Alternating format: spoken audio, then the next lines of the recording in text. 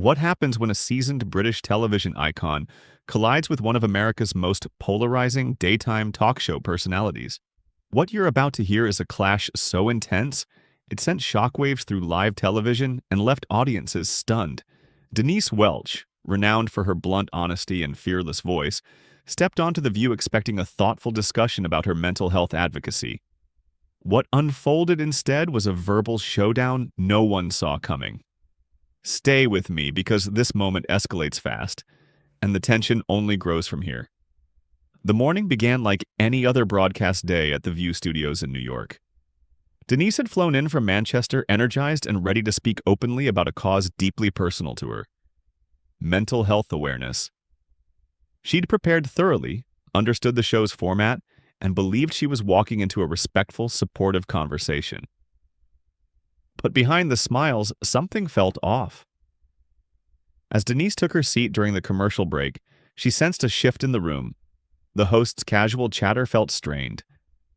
Joy Behar was unusually focused, flipping through her notes with an intensity that didn't go unnoticed. Even Whoopi Goldberg's attempt to ease the mood with a light-hearted joke about British accents landed awkwardly, disappearing into an uneasy silence. Then the cameras rolled. Without hesitation, Joy leaned forward and launched into her first question, her tone sharper than Denise expected. "So, Denise," Joy said, her smile barely masking the edge in her voice, "you've been very outspoken about mental health, but some critics argue that celebrities discussing depression and anxiety are really just trying to stay relevant. How do you respond to that?" The studio froze. This wasn't the platform Denise had been promised. Still, she took a breath and held her ground. "Well, Joy," she replied calmly, her accent thickening as she steadied herself, "that's a rather cynical view. When I speak about my mental health, it's not about relevance. It's about breaking stigma and letting people know they're not alone." But Joy wasn't convinced. She tilted her head, pressing on. "Isn't there a line between genuine advocacy and what some might call performative activism? You are promoting a book. You're on a media tour." The air grew heavier. One of the co-hosts tried to step in, hoping to soften the exchange. But Joy raised her hand, determined to continue. Denise's eyes flashed, though her voice remained measured. "I've spoken about mental health long before any book deal," she said firmly. "I've been open about my bipolar disorder for over a decade because honesty saves lives." Then came the line that changed everything. "Bipolar disorder," Joy repeated slowly. "That's quite convenient, isn't it? These days, everyone seems to have a diagnosis. Whatever happened to just having a bad day?" Silence. The studio seemed to stop breathing. Even the cameras hesitated. Denise clenched her jaw, clearly weighing whether to walk away or confront the moment head-on. "Convenient," she repeated, her voice dropping into a chilling calm. "Are you seriously suggesting my struggles were staged? That years of therapy, medication, and fear for my own safety were just a publicity move?" Joy knew she'd crossed a line, but instead of retreating, she pushed further.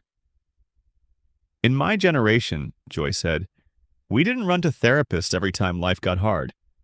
We handled things privately." And that was the breaking point. "Your generation," Denise fired back, her composure finally cracking, "also buried these issues and pretended they didn't exist." And in that moment, the conversation stopped being an interview and became a reckoning. How many people were forced to suffer in silence because of that mindset?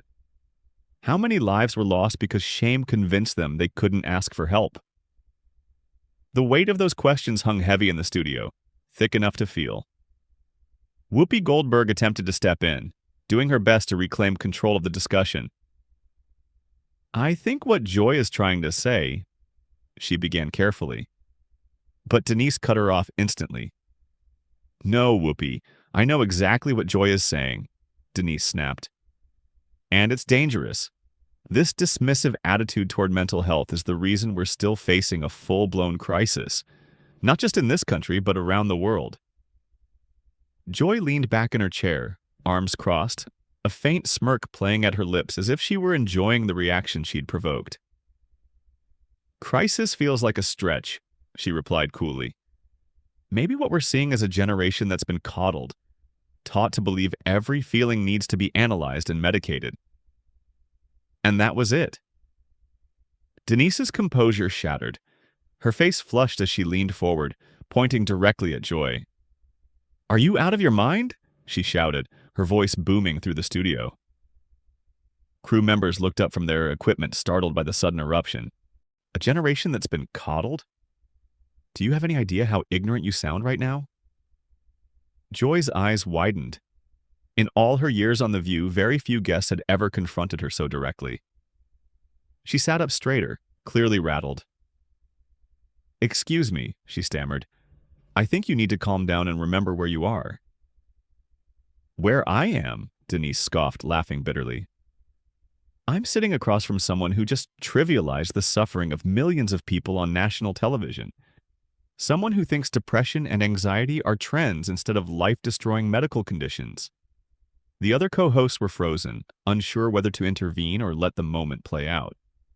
In the control room, producers frantically waved their hands, torn between cutting to commercial or capturing what was rapidly becoming television history. "Now hold on," Joy fired back, her own temper flaring. "I never said depression isn't real. I'm talking about overdiagnosis, about labeling every difficult emotion as a disorder." "Oh, so now you're a medical expert?" Denise shot back, her accent slicing through the air. "Tell me, Joy, what medical school did you attend? What psychiatric training gives you the authority to decide who is and isn't truly suffering?" Joy's face turned crimson. She was clearly not used to being challenged like this.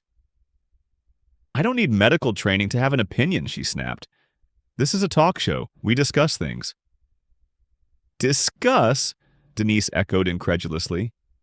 "You're not discussing anything. You're spreading dangerous misinformation. You're reinforcing the stigma that stops people from seeking help." Sarah Haynes finally found her voice, attempting to redirect the chaos. "Maybe we could talk about the positive impact mental health awareness campaigns." But Joy wasn't letting go. Something about Denise's passion had struck a nerve, and Joy was determined to regain control. Leaning forward with a condescending smile, she said, "You know what I think? I think British celebrities come over here and try to lecture Americans about our problems, while you can't even fix your own issues back home." The studio gasped. Even Whoopi looked stunned by the personal nature of the attack.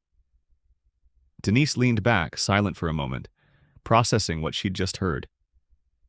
Then she spoke, slowly, quietly, and with unmistakable danger in her tone. "Did you just do that?" she asked. "Did you just turn this into a nationality issue? Are you seriously suggesting mental health is some kind of American versus British debate?" "I'm suggesting," Joy replied smugly, "that maybe you should focus on your own country's mess before telling us how backward we are." Denise stood up abruptly, her chair rolling backward across the floor. The sudden movement sent a ripple through the crew, and security instinctively stepped closer to the set. "You are absolutely unbelievable," Denise said, looking down at Joy with a mix of fury and disbelief.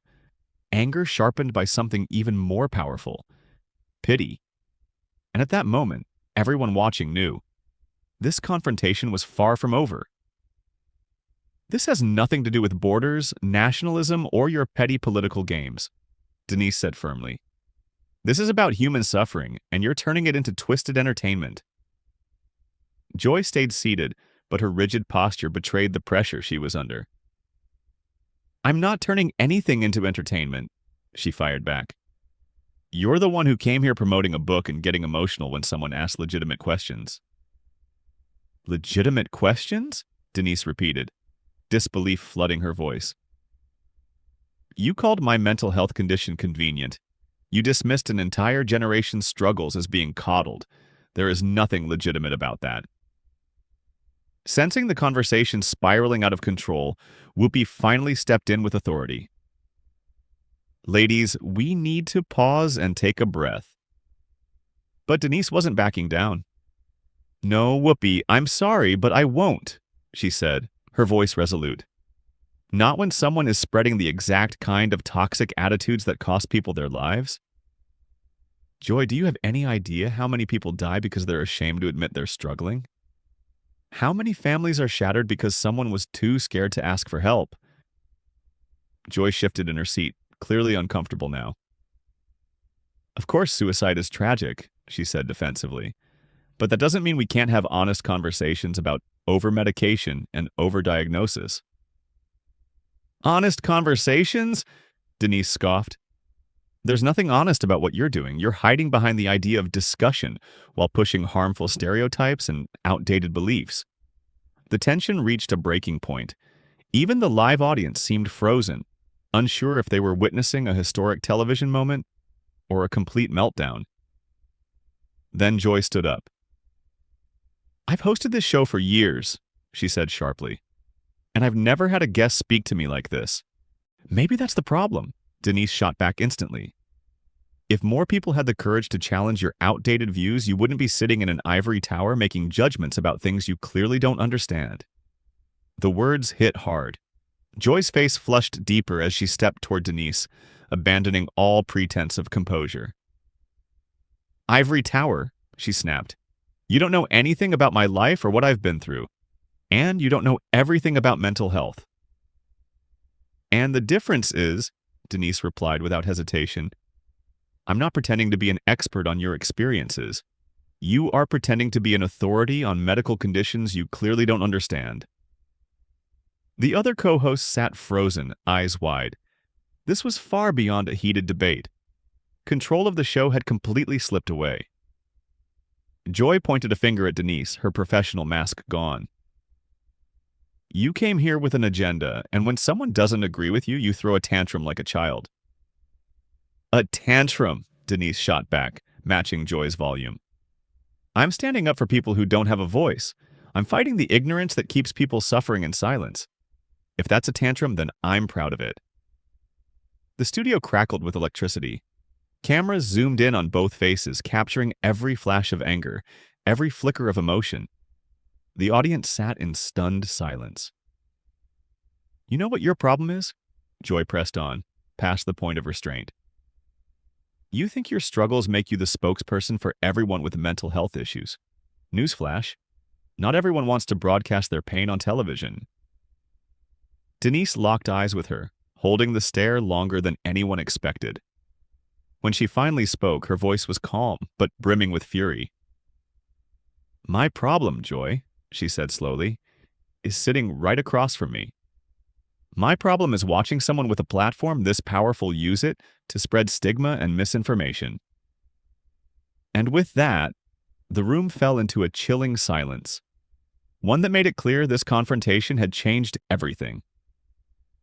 My problem, Denise continued, is listening to someone dismiss the very real pain of millions of people simply because it doesn't fit neatly into your narrow worldview.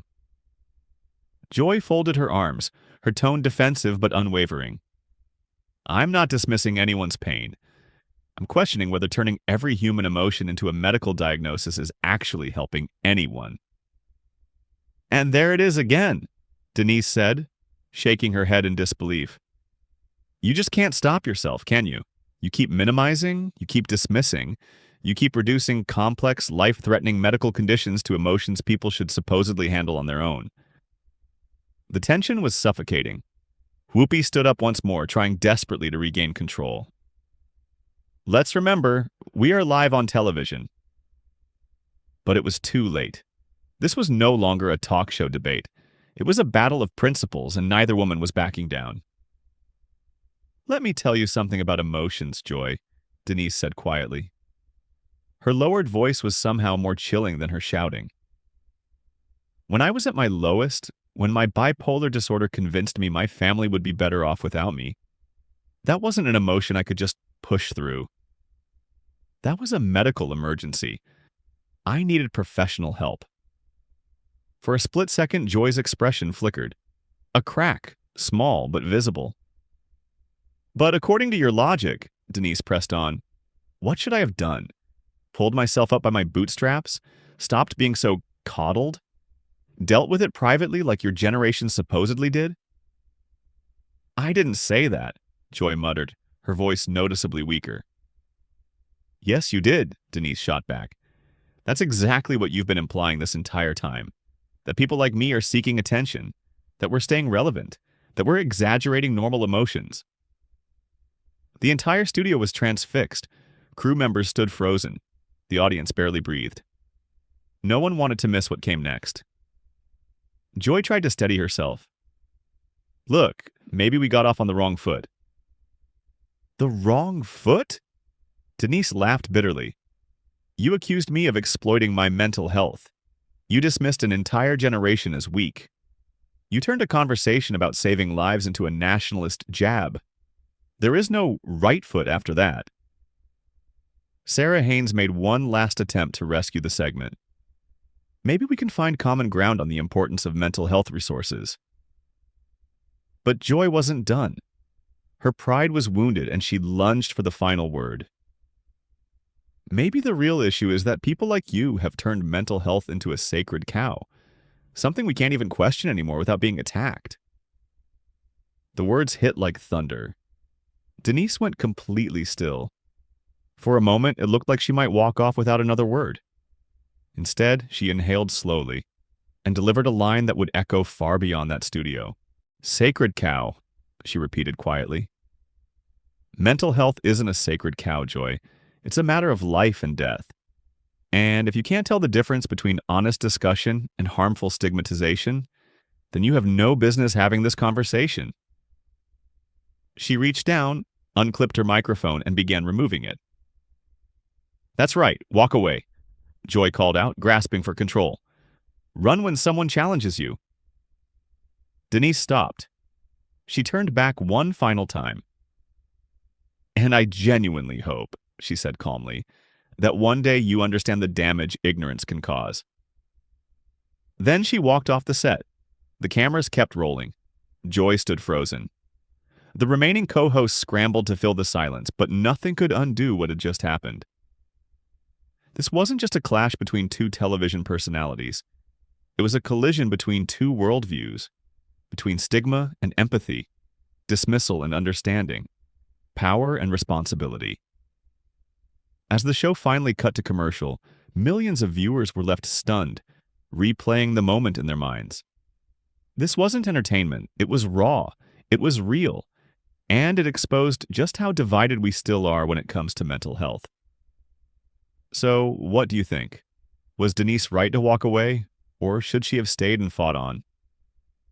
Drop your thoughts in the comments and don't forget to subscribe for more jaw-dropping moments and behind-the-scenes clashes you won't see coming next.